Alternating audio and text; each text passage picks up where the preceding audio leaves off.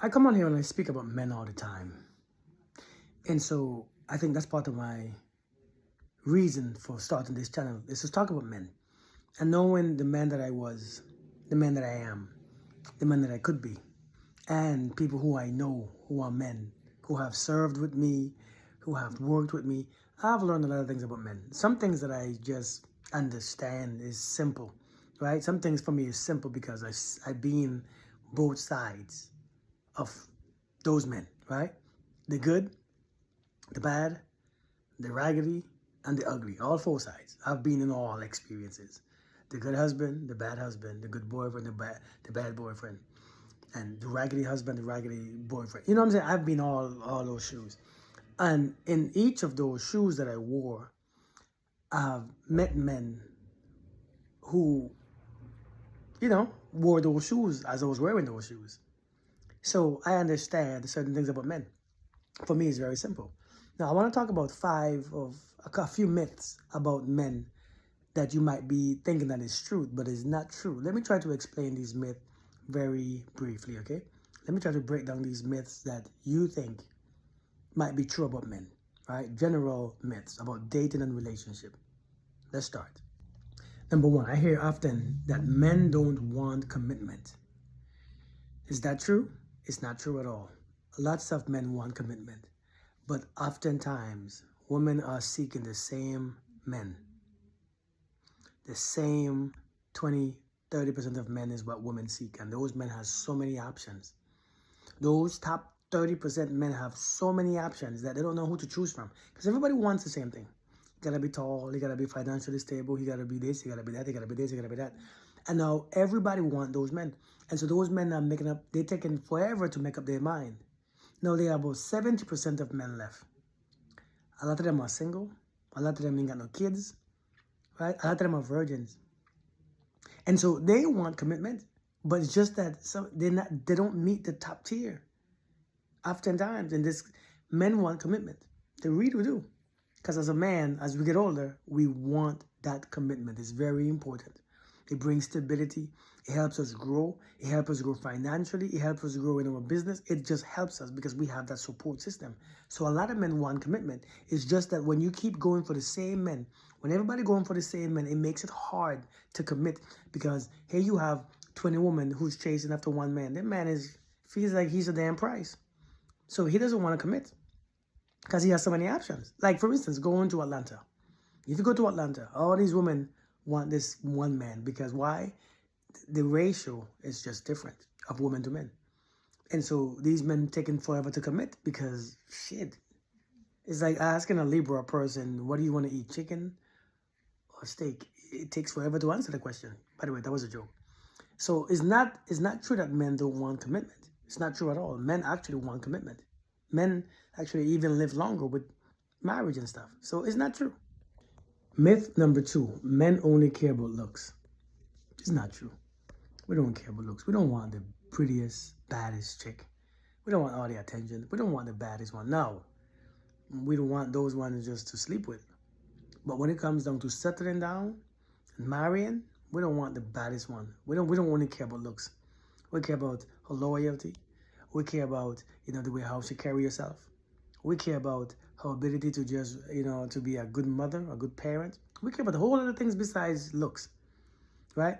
Now, of course, when we look at a certain dynamic of men, those men with all the money, yes, they care about looks because they don't want somebody to grow with. They don't want somebody to work with them. They don't want somebody who has a good job. They don't care for that stuff. They want the looks, right? So you got to see the different dynamic of the men that you are talking about, right? If a man is rich and wealthy, yeah, he probably care about looks because he cares about his image, his ego. It's different. But a man who's working, coming up, he wants a well-rounded woman, right? So it's not true. Men actually care more than looks. Number 3, men don't have feelings. This is one of the biggest myths. And I think when you think that way, you think that you can say anything that you want to say to us, do anything to us, and we don't have any feelings, right? It's not that men don't have feelings. Men just sometimes they don't know how to express those feelings because we are taught not to express those feelings. And so oftentimes many men would express those feelings in a negative way, in anger, right? In doing something stupid, and cheating, and leaving, and slamming the doors, and ghosting you. That's how a lot of men express their feelings. But men feel deeply as a woman do. If we just taught how to, you know, manage our feelings, and it's not healthy. Because we were taught growing up, we don't feel. That's woman stuff. Get over it. Don't cry, you're a man. So men don't know how to express their feelings, their emotions. Not the way how women are taught, because you are taught, well, however you express your emotions, it's okay, you're a woman. But when we cry, when we do any, or express our, you call us sassy. Like these days, if men want to voice their opinion, you call them opinionated, like a woman, and this and that, and he's saucy, and he's gay, and he's this, and he's that. And so it's like, what do you all want? It's like you tell men to be emotional, or to be emotionally intelligent. When a man is being in his emotions and choosing and having options and choices, you are telling them that they are gay, or they are sassy, or they are this, or they are that, and they shouldn't be on social media, they shouldn't make videos, they shouldn't. You all want too much. And so these men are just like, I lose anyways. I don't show any emotion, I'm a narcissist. I show emotion, I'm sassy. What is it that you want from me? But it's not true. Men feel deeply. Myth number 4. If a man likes you, he will pursue you. He will always pursue you. He will always try. He will always chase you. That's a myth. It's not true. If a man likes you, he doesn't always pursue you, because men hate rejection just as much as you do. I think you all believe that this is because he's a man and he's used to getting rejected. He likes it and he doesn't mind. It still bothers a man to be rejected. You think a man want to be rejected? You see like how you feel being rejected? You see how they feel? It feels the same for men. Again, this go back to you are thinking that we don't have feelings. We have feelings. We have as much feelings as you all do. We feel deeply. We have pride too. But our feelings get hurt. And so when you think that we mind, and so I get this question all the time on social media. How come men no longer approach women? Because you all told us not to. You all reject us. When you keep rejecting men could only approach, so, sometimes men don't even try hard anymore. Because they're going to be in somebody's video. Somebody's going to post them. Somebody's going to talk about them in their little dating video. So men is like, yeah, let me pull back. Men don't like to be rejected either. Just like you do. But if a man likes you, he wouldn't always pursue you. Not. He might make himself available. But, these days, there's options out there. If you playing hard to get and stuff like that, why should somebody always pursue you? You're a grown woman. Why don't you make yourself, if you want to be pursued, or, but why don't you make yourself available? You got to be available. So men, it's not true that men would always pursue you if he likes you. If a man wants you, he's going to do so much. Not necessarily. Sometimes a man don't care anymore. These men these days don't care anymore. Oftentimes, a lot of times, they don't care.